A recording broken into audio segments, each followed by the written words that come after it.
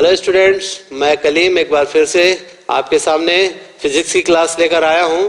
आज मैं आपके सामने कुछ दूसरे टॉपिक्स के बारे में बात करूंगा। पिछले क्लासों में हमने दर्पण के बारे में और कुछ अपवर्तन के बारे में बताया था, और आज मैं विद्युत धारा के प्रभाव के बारे में बताऊंगा। उसके 3 प्रभाव होते हैं।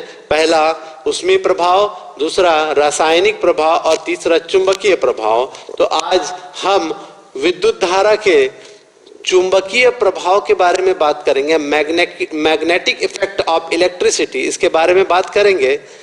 विद्युत धारा का चुंबकीय प्रभाव के बारे में सबसे पहले अगर परिभाषा के तौर पे देखा जाए तो ओस्टेड ने सबसे पहले अपनी परिभाषा को दिया था।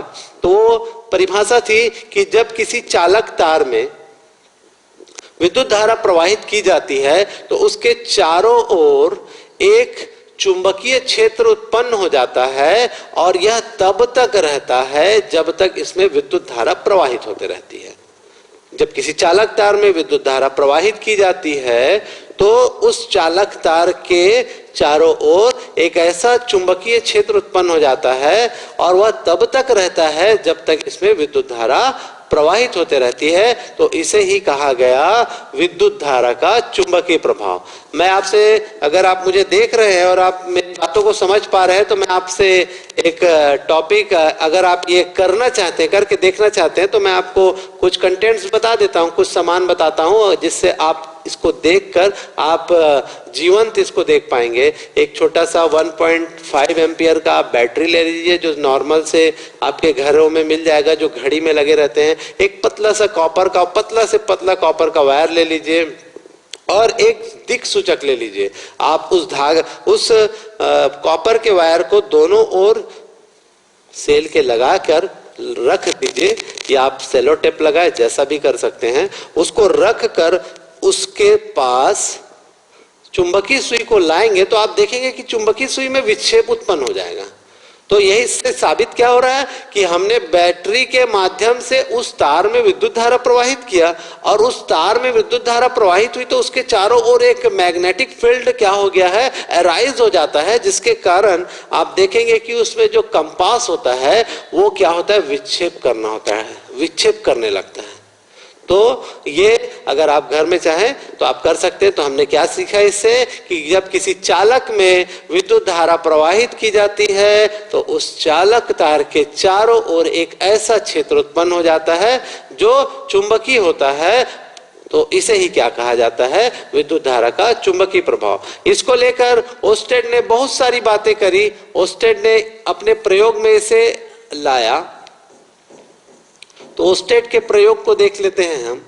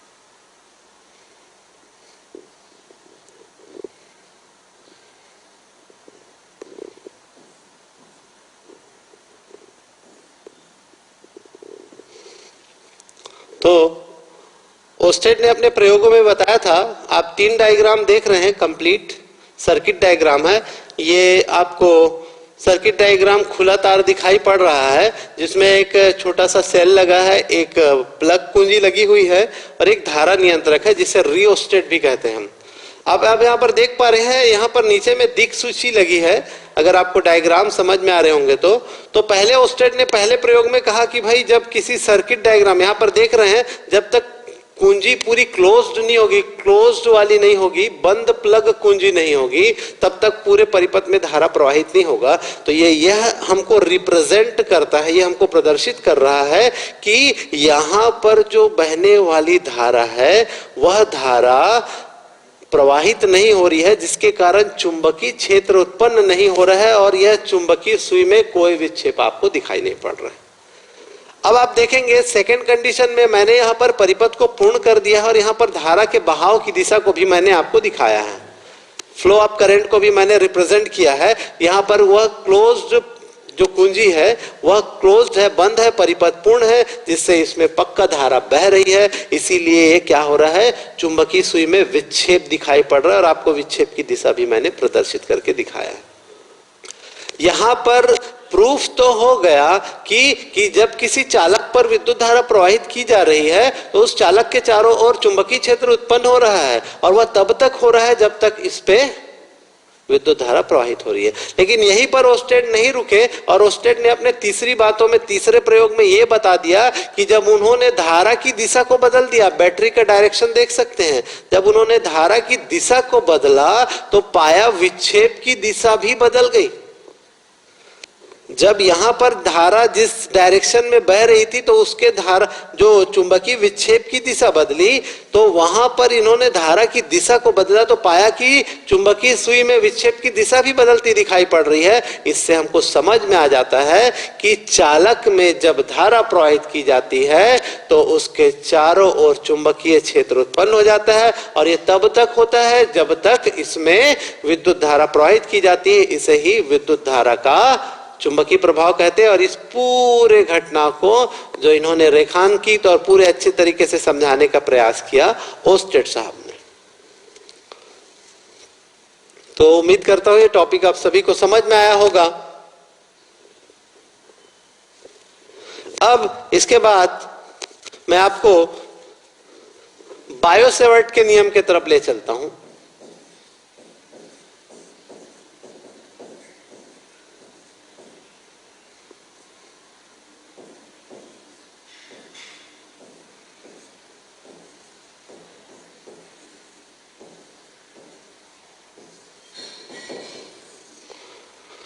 ओस्टेड से इंस्पायर्ड होकर बायोसेवर्ट ने भी अपने नियम दिए और बताया। तो ओस्टेड ने क्या कहा था, अभी हमने पढ़ा है कि जब किसी चालक में धारा प्रवाहित की जाती है तो उसके चारों ओर चुंबकीय क्षेत्र उत्पन्न हो जाता है और वह तब तक रहता है जब तक उसमें विद्युत धारा प्रवाहित होते रहती है।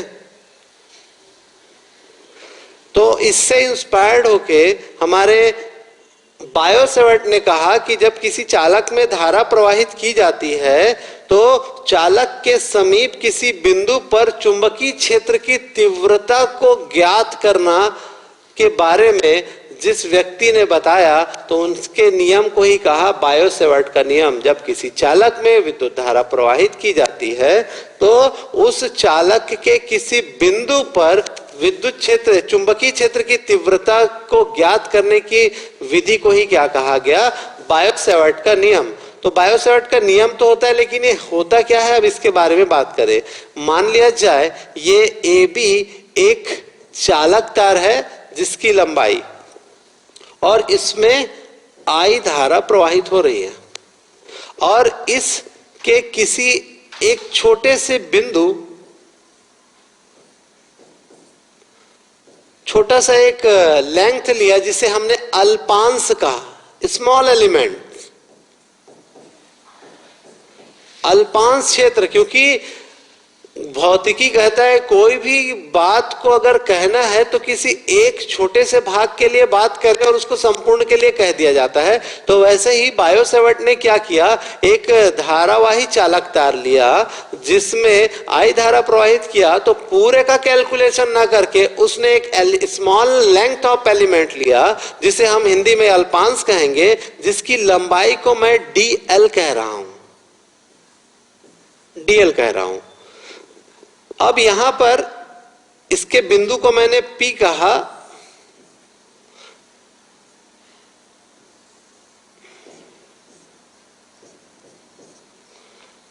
यहां से R दूरी पर एक बिंदु P है, तो इस अल्पांश और इस बिंदु P से अल्पांश के बीच की दूरी में जो बना कोण है उसे कहा मैंने थीटा। थीटा कोण बन रहा है। तो अब बायोसेवर्ट का नियम क्या था उसको हम ध्यान से सुनते हैं और इस पर विचार करते हैं। तो कहा कि किसी चालक की इसका चुंबकीय क्षेत्र का मान, किसी चालक में बहने वाली चुंबकीय क्षेत्र का मान इस चालक तार में बहने वाली धारा के अनुक्रमानुपाती होता है। ये चुंबकीय क्षेत्र है, किसी चालक में उत्पन्न चुंबकीय क्षेत्र का मान या चुंबकीय क्षेत्र की तीव्रता उस पर प्रवाहित होने वाली धारा के अनुक्रमानुपाती होता है। और फिर से कहता है दूसरा कि इस चुंबकीय क्षेत्र की तीव्रता का मान उसके अल्पांश लंबाई के, जो धारावाही चालक तार में अल्पांश लंबाई में का जो चालक है उसके भी अनुक्रमानुपाती होता है। और तीसरा कहता है कि अल्पांश और अल्पांश से बिंदु P को मिलाने वाली रेखा, अल्पांश और ये अल्पांश CD आप देख पा रहे हैं, अल्पांश और बिंदु E से P को मिलाने वाली रेखा के मध्य बने कोण की, अल्पांश और बिंदु P को मिलाने वाली रेखा के बीच बने कोण की ज्या के अनुक्रमानुपाती, या बोल सकते हैं साइन, ज्या मतलब साइन, समानुपाती साइन थीटा। फिर हमने कहा कि अल्पांश को बिंदु P से मिलाने वाली रेखा के दूरी के वर्ग के व्युत्क्रमानुपाती होता है, अर्थात BD समानुपाती 1/r²। यदि हम सभी को मिलाकर लिखें,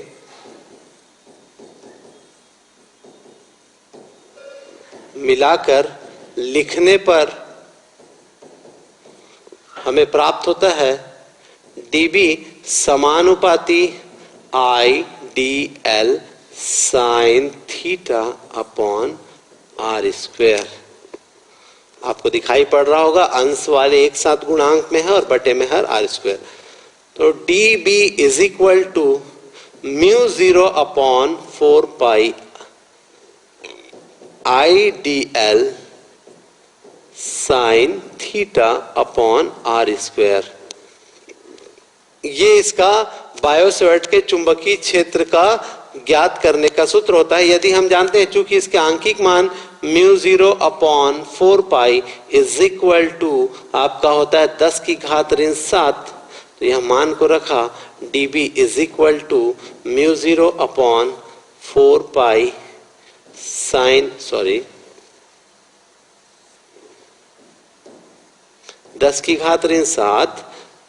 IDL sine theta upon r²। इसका मात्रक होता है वेबर प्रति मीटर का स्क्वायर।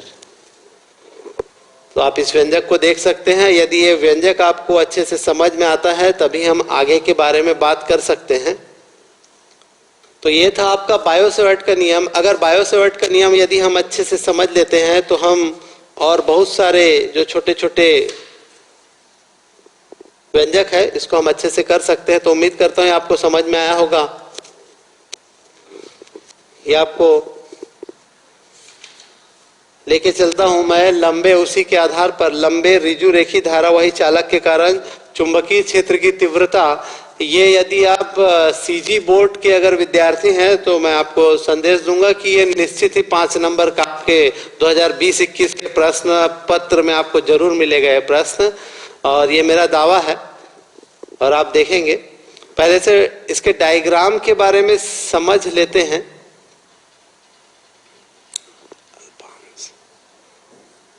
ये अनंत लंबाई का एक धारावाही चालक तार है जिस पर हम आई धारा प्रवाहित कर रहे हैं, और इसके एक बिंदु O से P बिंदु R दूरी पर एक बिंदु P है जिस पर हमको चुंबकीय क्षेत्र की तीव्रता ज्ञात करनी है। फिर आए हम ये अनंत लंबाई के धारावाही चालक तार है, इस पर हम एक अल्पांश की कल्पना करते हैं।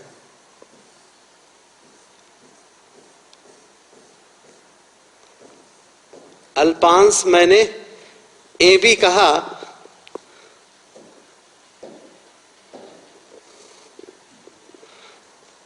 जहां इसको एक बार हमने P से मिला दिया, ए और बी को P से मिलाया। अब मैं इस जो रेखा है इस पर मैं अल्पांश के बिंदु ए से एक लंब डालता हूं। आपको 2-3 बातें क्लियर हो रही होंगी क्या? 2-3 बातें ये, इसको बदल देता हूं, इसको डी कर देते हैं, इसको आर। 2-3 बातें आपको क्लियर होगी कि अब मेरे को यदि मैं देखूं ध्यान से तो मुझे 3 समकोण त्रिभुज दिखाई पड़ रहे हैं। आप देखें, अगर हम ट्रिकी, क्योंकि हम अधिकतर बच्चे आज के दौर पे रटने पर विश्वास करते हैं, लेकिन फिजिक्स रटने वाला सब्जेक्ट नहीं है, समझने वाला है। इंटरेस्टिंग लेंगे तो आप जरूर इंटरेस्टिंग सब्जेक्ट बनाना आपके ऊपर है, आप कितना इंटरेस्ट बनाते हैं इस पर, विषय पर। तो आप देखेंगे ए बी सी एक समकोण त्रिभुज दिखाई पड़ रहा है, राइट ट्रायंगल दिख रहा है। फिर आप देख सकते हैं दूसरा त्रिभुज आपको दिखाई पड़ रहा होगा, ए पी सी दिखाई पड़ रहा है, ये भी एक समकोण त्रिभुज दिखाई पड़ेगा क्योंकि इस पर लंब भुजा प्राप्त हो रही है। और तीसरा स्वतः ही एक सीधी रुजुरेखी धारावाही चालक तार है, तो ए पी ओ आपको दिखाई पड़ रहा होगा। तो मैं आपको ट्रिक के माध्यम से बताऊंगा, यदि आप लाइन से, तो मैं इसको एकदम साधारण से भाषा में बात करूं, एक छोटा त्रिभुज, एक मंझला त्रिभुज और तीसरा बड़ा त्रिभुज, अगर तीनों को अगर आप सीक्वेंस में लेकर चलते हैं तो निश्चित ही आप पूरा न्यूमेरिकल वर्क इजीली कर सकते हैं। ठीक है, तो हम चलेंगे। तो पहले हम बताएंगे कि माना कि अगर चित्र के वर्णन के बारे में बात करूं, थोड़ा सा मैं अलग आपको लेखन शैली के बारे में बताऊंगा। चित्र वर्णन के बारे में तो मान लेंगे एक्स वाई एक धारावाही चालक तार है, पॉइंट वाइज भी लिख सकते हैं, जिस पर आई धारा प्रवाहित हो रही है। ठीक है, इस धारावाही चालक तार में एक अल्पांश ए बी है जिसकी लंबाई डीएल है, जिसे अल्पांश कहते हैं, अनंत लंबाई का है। फिर बताया मैंने तीसरा ए सी से लंब डाला। फिर मैं कहा रिजु रेखी के बिंदु ओ से पी के बीच की दूरी डी है। फिर अल्पांश के ए और बी को मिलाया तो ए से पी की दूरी को आपको कहा डी, और मान लेता हूं इनके बीच का कोण अल्फा, तो ये छोटा दिख रहा है तो इससे मैंने इसको मान लिया डी अल्फा माना, और यहां के जो कोण को मैंने थीटा लिया। तो यदि हम फंडामेंटल के आधार पर, मैंने जो आपको ट्रिक कहा था, छोटा त्रिभुज लीजिए, फिर उसके बाद मंझला त्रिभुज, बड़ा त्रिभुज लीजिए, तो जिसके आधार पर आपको एकदम व्यंजक आसानी से होगा। तो हमने अभी बायो सेवर्ट का नियम पढ़ा था, यदि आपको याद होगा, dB is equal to IDL sine theta upon R square. अभी हमने जो पिछला अभी पढ़ा था वह उपयोग होने वाला है। अब मैंने कहा था आपको भाई कि त्रिभुज लेना है, तो हम सबसे पहले सबसे छोटे त्रिभुज की ओर चलेंगे। जो सबसे पहला त्रिभुज है समकोण त्रिभुज। समकोण त्रिभुज आपको दिख रहा है ACP। ACP में आप देख पा रहे हैं मुझे कि साइन थीटा लंब डाला है तो साइन थीटा बराबर हो रहा है लंब बटे कर्ण। तो आपको ये भी बता दूं कि कोण के सामने की भुजा लंब, तो कौन सा? थीटा कोण। तो थीटा कोण के सामने की भुजा लंब मतलब AC आपको लंब दिखाई पड़ रही है। फिर कर्ण, तो मैंने कहा समकोण के सामने की भुजा कर्ण होती है, तो ये हो गया AB। तो हमको मिला क्या? Sine theta is equal to AC upon DL, या हम बोल सकते हैं ट्रांसफर कर देंगे इसका तो sine DL sine theta is equal to AC। ये समीकरण नंबर 1 का। ठीक है, इसी प्रकार मैं चलूंगा। जो बीच का फोटो है आपको दिखाई पड़ रहा होगा ACP, समकोण त्रिभुज ACP में, समकोण त्रिभुज ACP में आप मुझे देख पा रहे हैं क्या? यदि आप चाहो तो एक छोटा छोटा त्रिभुज भी निकाल सकते हो, मैं आपके लिए निकाल देता हूं। इससे आप बहुत ही ज्यादा आसानी महसूस करेंगे। A C और ये हो गया P। तो अभी आप कोण की सापेक्षता देखेंगे, D अल्फा है और ये 90 डिग्री है, तो ये हो गया कर्ण। आपको एकदम सामान्य सी भाषा में बात आई, यहाँ लंब और ये हुआ आधार। तो आप देख पा रहे हैं मुझे कि AP की वैल्यू है वो R है और AC तो अभी नहीं है। तो हम चलते हैं पुनः sine D alpha is equal to लंब बटे कर्ण। तो लंब बटे कर्ण में डायरेक्ट ले रहा हूं AC अपॉन R, आप चित्र में देख पा रहे हैं। फिर से मैंने ट्रांसफर किया इसका, तो sine D alpha into R is equal to AC।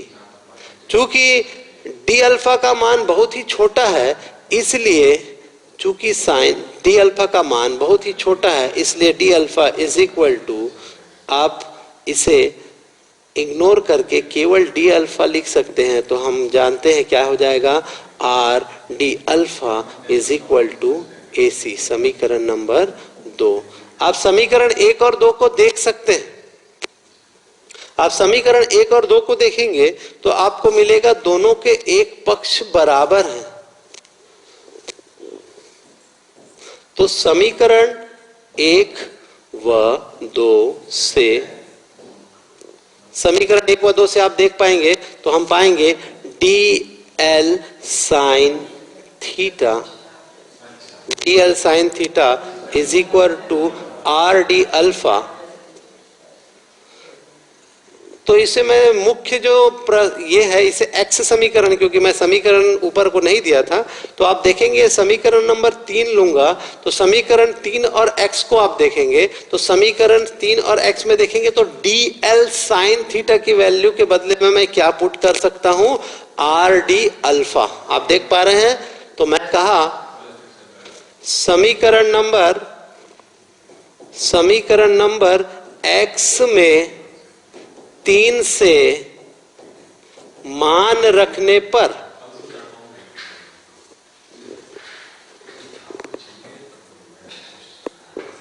Is equal to I DL sine alpha का क्या वैल्यू दिखाई पड़ रहा है आपको, RD alpha upon R square. अब यहां पर आपको दिखाई पड़ेगा तीसरा जो मेरा फोटो है, जो तीसरा फोटो है उसमें हम अब मान निकालेंगे। यहां पर हमने उनके गुणांक के मान को नहीं लिखा था।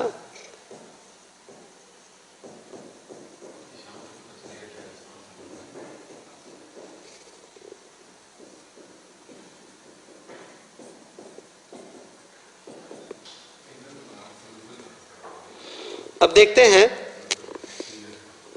तीसरे समकोण त्रिभुज में बात करेंगे। समकोण त्रिभुज, तीसरे समकोण त्रिभुज आप जो बड़ा त्रिभुज देख पा रहे हैं, जिसको मैंने बताया था आपको कि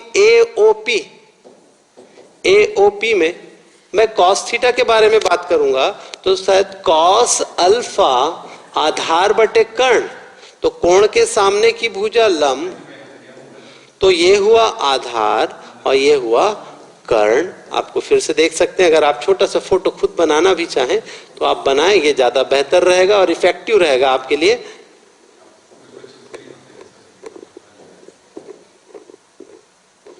आर आधार बटे कर्ण, आधार डी अपॉन कर्ण मतलब आर। तो यहां पर मैं देखूंगा जहां पर हमने व्यंजक निकाला था, यहां से एक आर से आर एक कैंसिल हो रही थी, तो एक आर से आर कैंसिल हुई, तो आप देख पाएंगे इस चित्र को मैं इरेज कर रहा हूं।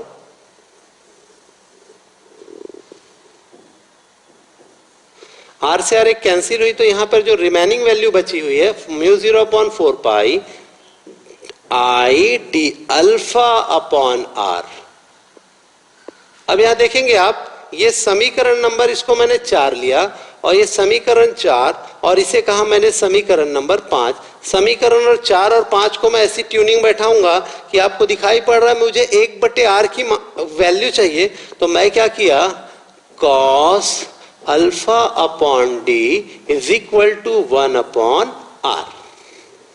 आपको दिख रहा है कि यहां पर क्लियरली 1/r आपको दिख रहा है, और ये 1/r के जगह में मैं क्या रख दूंगा, किसकी वैल्यू रखूंगा, कॉस अल्फा अपॉन डी की।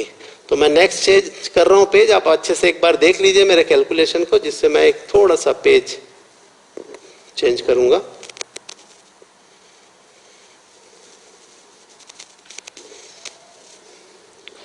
ठीक है, आप लोगों ने देख लिया होगा।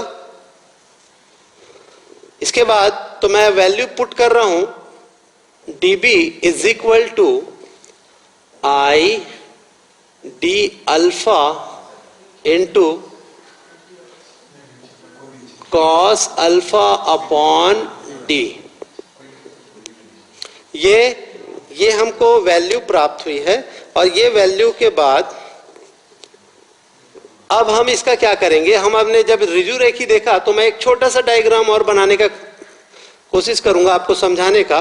जब रिजु रेखी बनी थी तो π/2 और π/2, तो ये माइनस, यहां से देख रहे हो आप 90 डिग्री का एंगल दिखाई पड़ रहा है, तो मैंने इसको लिमिट में कन्वर्ट करने का प्रयास किया है। तो ये क्योंकि निगेटिव है इसलिए -π/2 टू अप +π/2। यहां पर देख पाएंगे आप, तो मैंने इसका समाकलन किया तो dB इज इक्वल टू आई, जो कांस्टेंट है आई अपॉन डी वो बाहर हो जाएंगे, और ये कॉस अल्फा है, यदि आपको समाकलन अच्छे से आता है, यदि आप गणित वाले हैं, तो ये हो जाएगा डी अल्फा।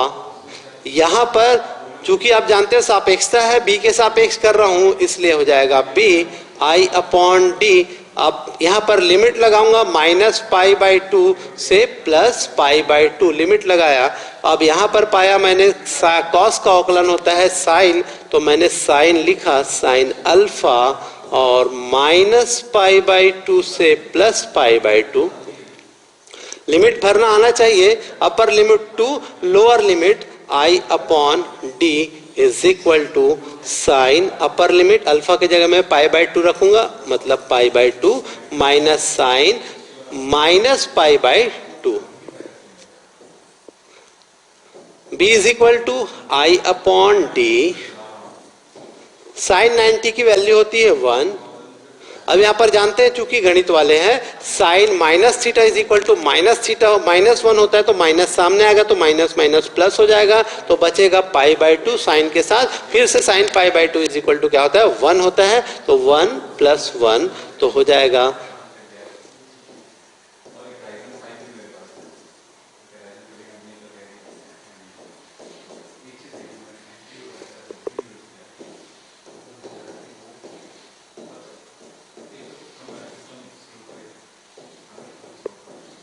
तो हमने वैल्यू को रखा b इज इक्वल टू 112 हो गया, तो μ0/4 पाई 2i अपॉन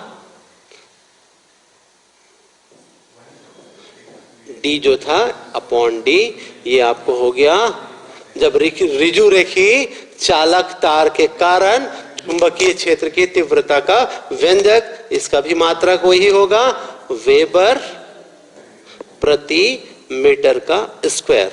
एक बार आप इस पक्ष को देख लेंगे, उसके बाद मैं एक बार जो प्रीवियस पेज है एक बार आपको दिखा दूं। सबसे पहले फिजिक्स में सबसे महत्वपूर्ण होता है, सबसे इंपॉर्टेंट होता है उसका डायग्राम। यदि आपको उसके डायग्राम समझ में आ गए स्टूडेंट्स, तो आप निश्चित ही फिजिक्स को अच्छे से अच्छे तरीके से और अच्छे से पढ़कर अच्छे अंक को भी अर्जित कर सकते हैं। तो मैं आपको यही बताऊंगा, आप अच्छे से देख लीजिए। सबसे पहले मैंने आपको पहले भी एक ट्रिक दिया था कि आप सबसे पहले डायग्राम देखें, डायग्राम में कैसे उसके डायग्राम्स के जो डेरिवेशन है वो कैसे करने हैं, वर्णन कैसे करने हैं, how to you make a diagram. Then मैंने आपको 3 टॉपिक दिया था, एक छोटा, फिर मंझला और बड़ा। 3 चित्र बनाने के लिए कहा था। उसके आधार पर आप उसके सिचुएशन और एकदम स्टेप वाइज अगर आप चलते हैं तो आप निश्चित ही आराम से इस व्यंजक को कर सकते हैं। मैं नेक्स्ट पेज को और एक बार दिखा देता हूं आपको। ये है। तो आप लोगों को ये कैसे लगा आप कमेंट बॉक्स पे जरूर कमेंट करेंगे। उसके बाद जो भी रहेगी मैं बताऊंगा। तब तक के लिए धन्यवाद।